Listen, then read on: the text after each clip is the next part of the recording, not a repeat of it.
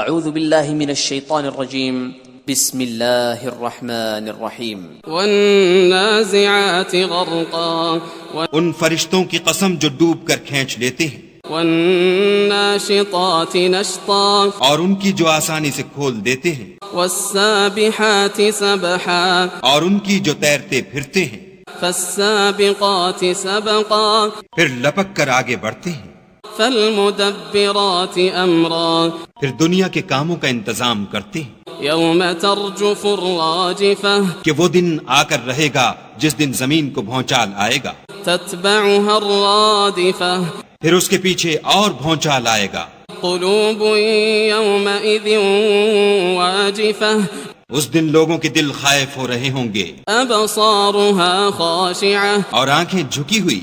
یقولون ائنا لمردودون فی الحافرہ کافر کہتے ہیں کیا ہم الٹے پاؤں پھر لوٹیں گے، اَإِذَا كُنَّا عِظَامًا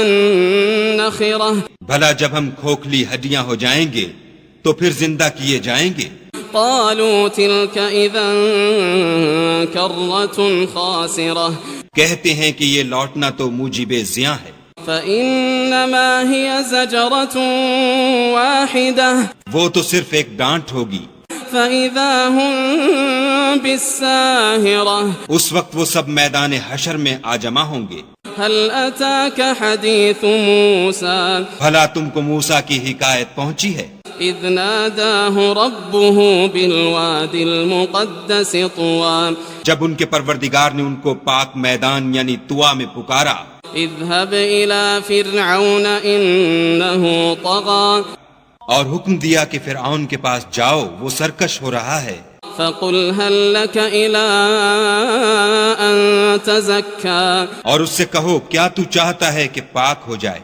وأهديك إلى ربك فتخشى اور میں تجھے تیرے پروردگار کا رستہ بتاؤں تاکہ تجھے خوف پیدا ہو، فأراه الآية الكبرى غرض انہوں نے اس کو بڑی نشانی دکھائی، فكذب وعصى مگر اس نے جھٹلایا اور نہ مانا، ثم أدبر يسعى پھر لوٹ گیا اور تدبیریں کرنے لگا، فحشر فنادى اور لوگوں کو اکٹھا کیا اور پکارا، فقال أنا ربكم الأعلى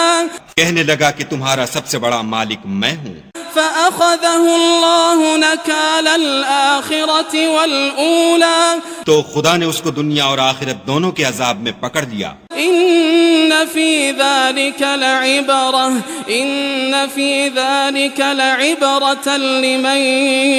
يخشى جو شخص خدا سے ڈر رکھتا ہے اس کے لیے اس قصے میں عبرت ہے، أأنتم أشد خلقا أم السماء بناها بھلا تمہارا بنانا مشکل ہے یا آسمان کا، اسی نے اس کو بنایا، رفع سمكها فسواها اس کی چھت کو اونچا کیا پھر اسے برابر کر دیا، وأغطش ليلها وأخرج ضحاها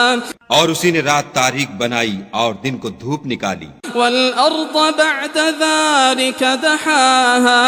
اور اس کے بعد زمین کو پھیلا دیا، أخرج منها ماءها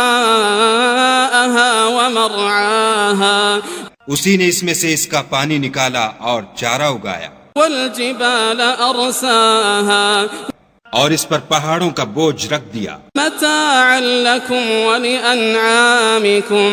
یہ سب کچھ تمہارے اور تمہارے چار پایوں کے فائدے کے لیے کیا، فإذا جاءت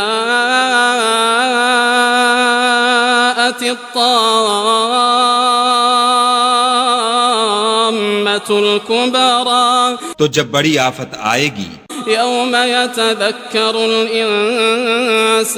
ما سعى اس دن انسان اپنے کاموں کو یاد کرے گا، وبرزت الجحيم لمن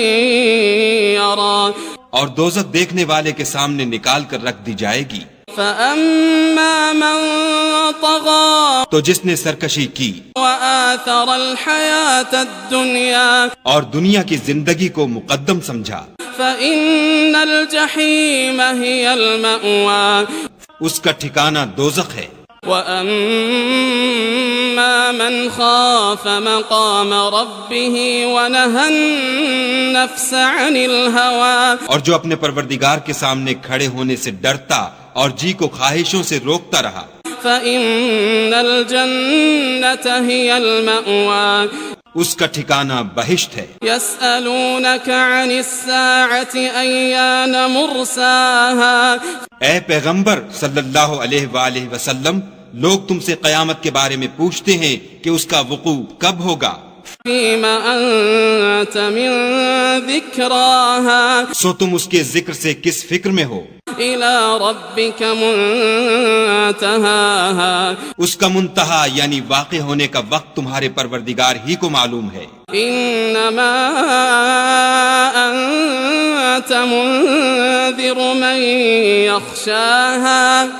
جو شخص اس سے ڈر رکھتا ہے تم تو اسی کو ڈر سنانے والے ہو۔ كأنهم يوم يرونها لم يلبثوا